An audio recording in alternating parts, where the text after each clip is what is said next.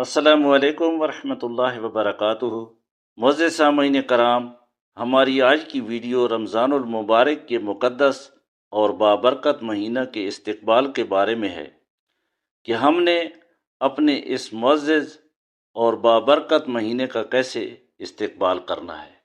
معزز سامعین کرام، شعبان کا چاند طلوع ہوتے ہی رمضان کی خوشبو آنے لگتی ہے، دل میں خوشی کے جذبات امڑنے لگتے ہیں، اور ایسا کیوں نہ ہو، ایک معزز مہمان کی آمد ہے جو سب کے لیے رحمتوں، برکتوں اور سعادتوں کے خزانے لے کر آ رہا ہے۔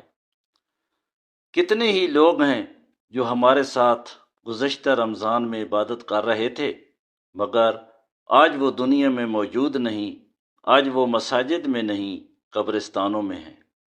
معزز سامعین کرام، کتنے ہی لوگ ہیں جو جسمانی یا ذہنی بیماری، بڑھاپے یا کسی اور عذر کی وجہ سے روزہ رکھنے سے عاجز ہیں۔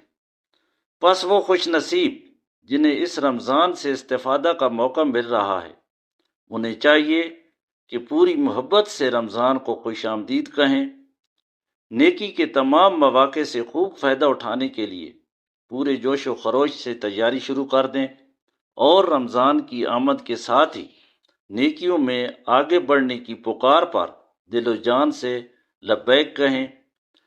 نبی اکرم صلی اللہ علیہ وسلم نے فرمایا، اور ایک پکارنے والا پکار کر کہتا ہے، اے نیکیوں کے طالب آگے بڑھ، اور اے برائیوں کے طالب باز آ جا۔ سنن ترمذی، حدیث نمبر 682۔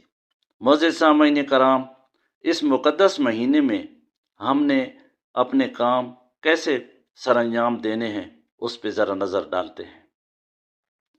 ماہ شعبان کے نصف اول میں روزے رکھیں، خصوصاً گزشتہ رمضان کے قضا روزے، لیکن 15 شعبان کے بعد رمضان کی تیاری اور جسم کی قوتوں کو بحال کرنے کے لیے روزے نہ رکھیں۔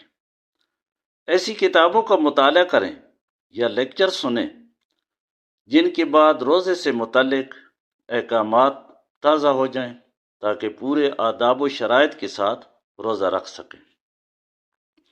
گھر والوں، دوست احباب اور ہمسایوں کے ساتھ رمضان کے بارے میں باہم گفتگو کر کے انہیں بھی ذہنی طور پر رمضان کے لیے تیار کریں۔ گھر کی صفائی اچھی طرح کر لیں، تمام اشیاء کو منظم طریقے سے رکھ لیں، مثلا کام کے دوران قرآن مجید سننے کے لیے سی ڈی اور کیسٹ پلیئر، دعاؤں کی کتب وغیرہ۔ تمام ضروری کام مثلا ماہانہ راشن، تمام اہل خانہ، ملازمین اور زیر کفالت افراد کے لیے عید کے کپڑے، دوستوں رشتہ داروں کے لیے عید کے تحائف وغیرہ کی خریداری کر لیں، تاکہ رمضان کی عبادت میں خلل واقع نہ ہو۔ صدقہ و خیرات کے لیے رقم اور ضروری چیزیں الگ کر لیں، اور اس بات کا تعین بھی کر لیں کہ کس کس کو کتنا، کیا اور کب دینا ہے۔ روزمرہ کے کاموں کی فہرست بنا لیں۔ اسی طرح عبادات مثلا قرآن مجید کی تلاوت، حفظ، نوافل، ذکر، دعا اور صدقہ وغیرہ کے لیے اہداف کا تعین کرنے کے علاوہ ان کے لیے اوقات کی منصوبہ بندی بھی کر لیں۔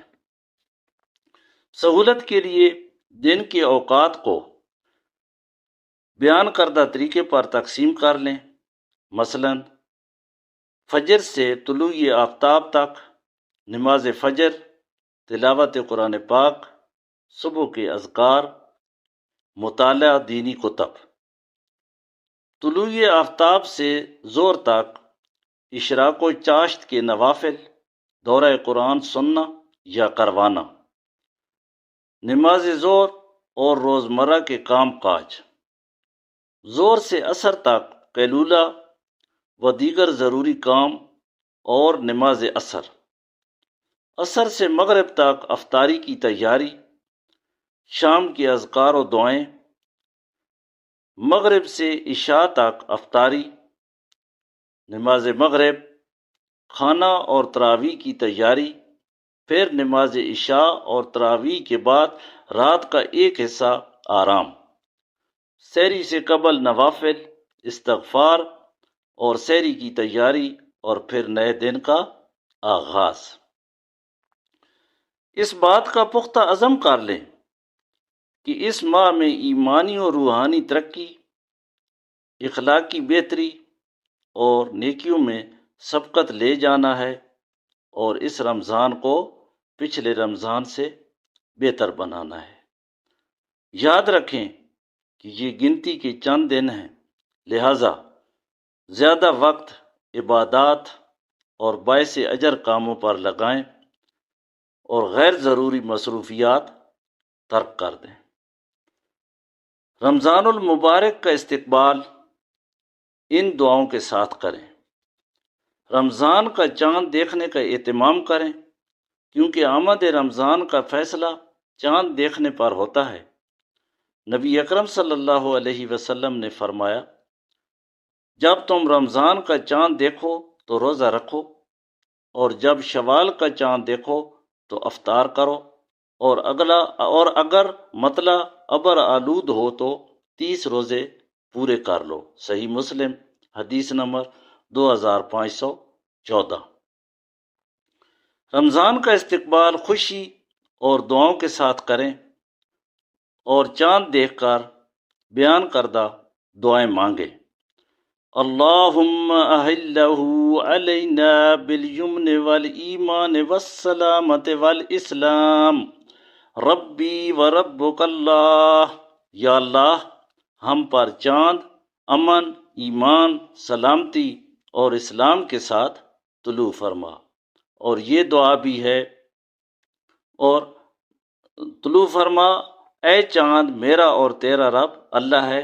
اور یہ دعا بھی مانگیں، اللہ اکبر، اللہم احلہ علینا بالامن والایمان والسلامت والاسلام والتوفیق لما تحب وترضى، ربنا وربک اللہ۔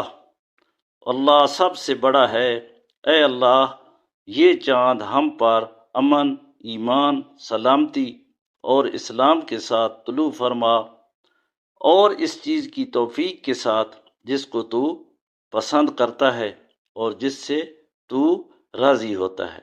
اے چاند، ہمارا اور تیرا رب اللہ ہے۔ اللہ کرے ہمارا یہ رمضان گزشتہ تمام رمضانوں سے زیادہ بہتر ہو، آمین ثم آمین۔ السلام علیکم ورحمۃ اللہ وبرکاتہ۔